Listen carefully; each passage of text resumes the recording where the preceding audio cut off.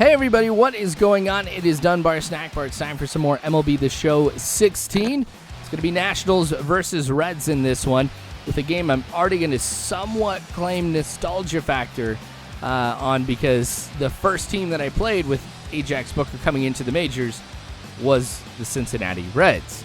Now, it was an interesting game. You know, both teams were wearing their red alternate jerseys, and, you know, I don't know. I didn't have a problem, obviously, being able to tell what team was at bat, which one was out in the field, because obviously you've got the pants, but anyway. And the camera angle, obviously I would know what I was doing, but I just thought that was interesting, both teams wearing red for that game. Finnegan has got a number of breaking balls. In fact, I think that was all the pitches that he had, so I was aiming a little low, and again, it is right where I was kind of thinking it was going to be. Probably should have swung. Ben Revere over at first, 93 speed, 93 steal. He can probably steal bases better than I can, which is why the Reds try to go with a pitch out right here. I think I am either right at... James Kingsley behind the mound today. James Kingsley, who always refers to himself in third person as King James, almost didn't take the position of umpire because outside of the diamond, he only wears LeBron James uniforms. No, he's safe. I want to make sure you guys pick that up. He only wears LeBron James jerseys. Not even pants. He just buys really big ones that go down to his knees. Little tradition there that I've started about saying something crazy about every umpire when they go ahead and show it. I guess that's sort of the perks of being in the number 2 spot. But yes, Ben Revere. We're pretty much equal when it comes to stolen bases at this point. So, I mean, we comprise a huge chunk of the Nationals' total stolen bases. Didn't produce much on my last at-bat with that fly ball that ended up going to Joey Votto, but that's all right. I mean, there's a lot of times where I still get a good number of training points off of at-bats that just aren't pretty. Sometimes I'll get points for the solid contact. Sometimes I'll just go through a large number of pitches in a single at-bat and get some points there, which is always a good thing. I mean, you definitely want to wear down the pitcher as much as possible. They become more erratic. You're able to see a lot more balls come your way. All right, there's the first strike.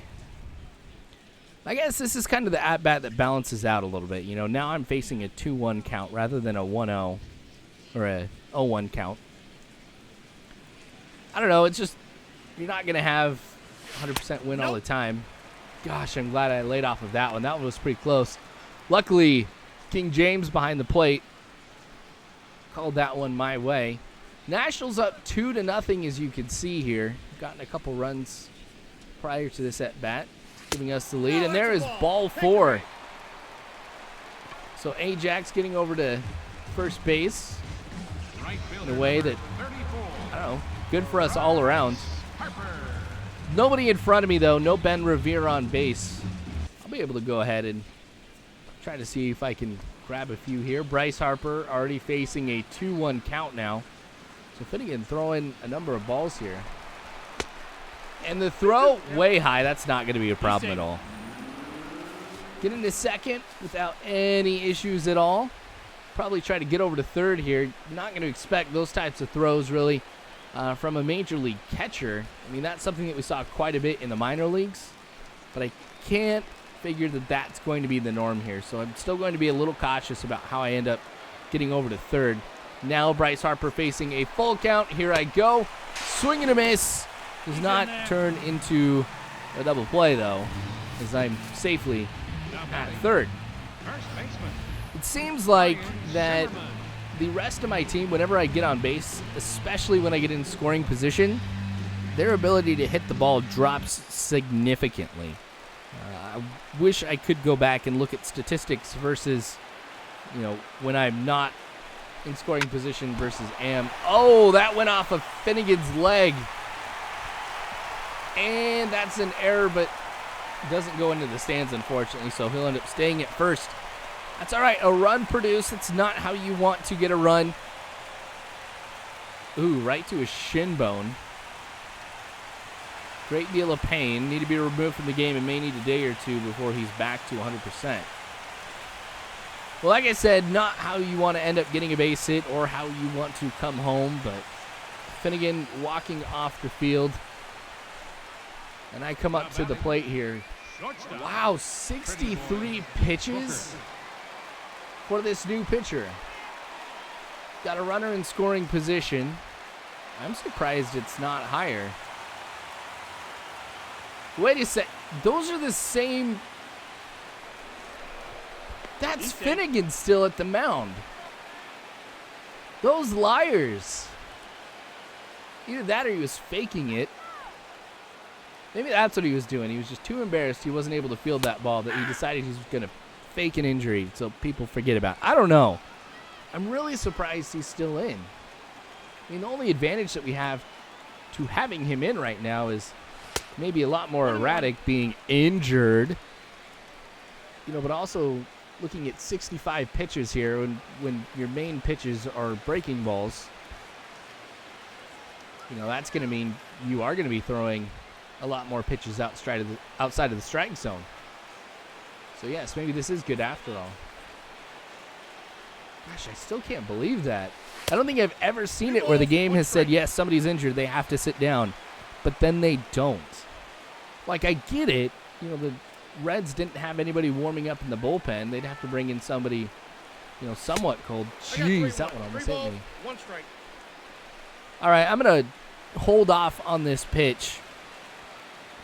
You know, one of the strategies, of course, in baseball is when you're looking at a 3-0 count, you're not going to go ahead and swing at it. You're going to try to see if the pitcher's going to make a mistake. I'm kind of even going so far in this game to do so with a 3-1 count. And that's why. You know, because once I get to a full count, I can always use the showtime feature here to try and get it. Oh, now you bring him out. Okay. Forget that you're injured. Forget that you took a shot right to your shin bone. You were limping. Just walk Ajax Booker, and then you finally get pulled from the game. Maybe that's how it's all configured. Anyway, so we'll take a look here as Finnegan sits down, see who they end up bringing in. All right. ERA of 5.06, so Singrani shouldn't be too difficult for us. Yeah, it's averaging a little over 1 strikeout per inning. I don't know, shouldn't be too bad. Okay. Getting a decent lead. Bryce Harper. This one's going to go into left. The curl hop. It's going to make it so that way Revere does not end up rounding third, trying to go home. So now this loads up the bases for the Nationals. Gosh. Yeah, just seriously just had to charge it. There we get it. Anyway, 2-2 count now. Take a step off the bag. Or away from the bag here. Good shot. This one's going to be caught in right field. Again, another one that went right to the outfielder. So even though we got the bases loaded, there's really nothing that's going to come from it. We still retain, though, the 3-0 lead here as we go into the 6th inning. Gosh, the Reds only have 2 hits right now. They're pitching pretty well. All right, here in the 7th, same thing. Take a look, see who's on first. Hopefully it's Ben Revere. Yep, he's having a pretty decent game too. It's really good to be able to see that Ben Revere is on a hot streak. I am on a hot streak. We've got Bryce Harper, who is as well. So the 3 of us, you know, we've been able to do a lot of damage to opposing pitchers. Hopefully we'll be able to keep this going. Well, there goes Revere, the throw. Oh, he is out. He just did not get a good jump on it. Well, there's another difference between Ben Revere and Ajax Booker. You know, I've got a much higher percentage of stolen bases. I mean, I get better jumps than that. So that's another advantage, too. It's good to have a little healthy competition with somebody on your team like that. So I do look at Ben Revere's numbers, and I do want to end up beating that. You know, being the leader in stolen bases on the team. Ball inside. Since we are here in the bottom of the 7th, there is a possibility that I will not come up to the plate again. So with that being the case, I want to make sure that I use up this showtime feature. All right, here we go. Good hit. This one is going to bounce. Going to go off the wall. I'm going to go ahead and round. Nope. I'm going back.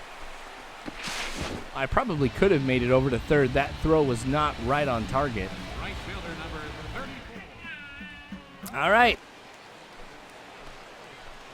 Now that I'm on second, I'll try to see if I can get that one stolen base. 2 outs, though. I'm not expecting too much from Bryce Harper. Here we go. Throw, obviously not going to be there. Man, that was somewhat of a longer delivery here from the pitcher here. But that's okay. Take advantage of it. Get that stolen base. Make it easier for Bryce Harper to get that RBI.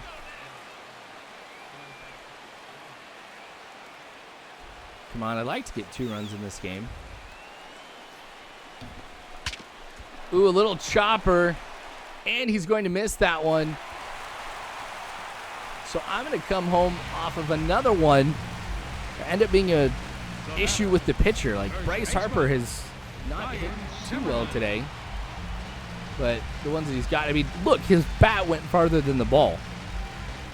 You know, that happens every now and again with a broken bat. But, well, I will take that one.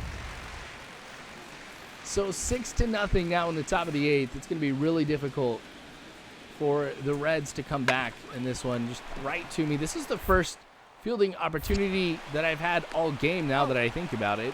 It's just a regular old type of throw. Nothing too fancy about that. Right there, and that is going to be the game. So a good win for the Nationals here. 2 hits allowed. Dang. What's that all about? You know, I still don't get it, even to this day, what triggers the manager to respond what way. Like, what's considered a good game? I went 1 for 2 with 2 walks and 2 runs. Whatever. Anyway, thanks for watching, you guys. I sure do appreciate it. More of this to come later on, so make sure you guys subscribe if you have not already. You can follow me on Facebook, Twitter, all that great jazz, but you guys are phenomenal people. You really are. Thank you again for watching. As always, you guys, I hope you have a good one.